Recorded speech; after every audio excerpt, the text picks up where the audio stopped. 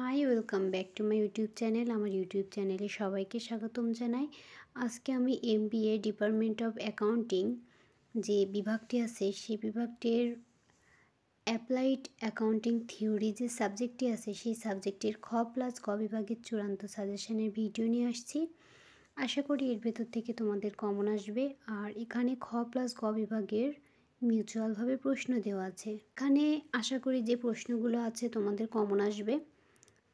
এখানে 1 নম্বরে রাখা আছে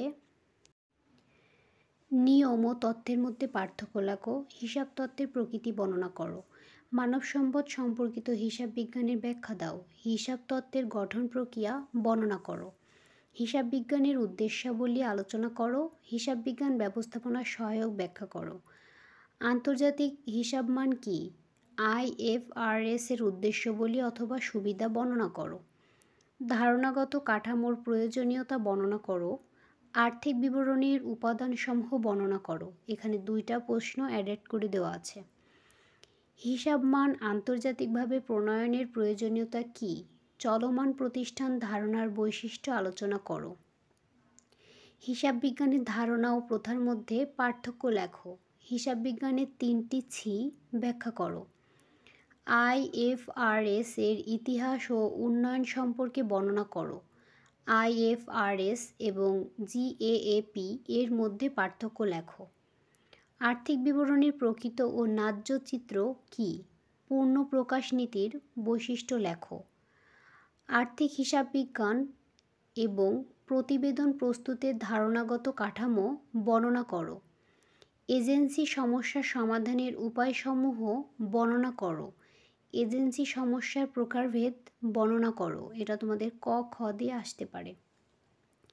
এজেন্সি সমস্যা অথবা ব্যয় কি, বিভিন্ন ধরনের এজেন্সি ব্যয় আলোচনা করো, এজেন্সি তত্ত্বের মূল ধারণা সম্পর্কে লেখো, এজেন্সি তত্ত্বের আলোচনা অথবা সমালোচনা করো, কর্পোরেট গভর্নেন্স মূল নীতিসমূহ বর্ণনা করো, হিসাব বিজ্ঞানে এজেন্সি তত্ত্বের তাৎপর্য বর্ণনা করো, আয়ের অর্থনৈতিক ধারণা কি, মূলধন সংরক্ষণের আর্থিক ধারণা এবং বস্তুগত ধারণার মধ্যে পার্থক্য লেখো, হিসাব বিজ্ঞান সংক্রান্ত আয় পরিমাপের উদ্দেশ্য কি, মূলধন সংরক্ষণের ধারণা ব্যাখ্যা করো, হিসাব বিজ্ঞানে দৃষ্টিকোণ থেকে আয়ের বৈশিষ্ট্যগুলো বর্ণনা করো, হিগসের মূলধন সংরক্ষণ মতবাদ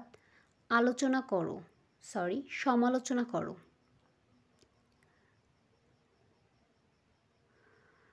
তারপরে আছে জবাবদিহিতা এবং নিয়ন্ত্রণের মধ্যে সম্পর্ক বর্ণনা করো, নিয়ন্ত্রণের লুকায়িত ব্যয় কী, আদায়করণ নীতি কী, কর্পোরেট সেক্টর ও পাবলিক সেক্টরের মধ্যে পার্থক্য লেখো, নিয়ন্ত্রণের সংজ্ঞা দাও, নিয়ন্ত্রণের প্রকৃতি বৈশিষ্ট্য আলোচনা করো।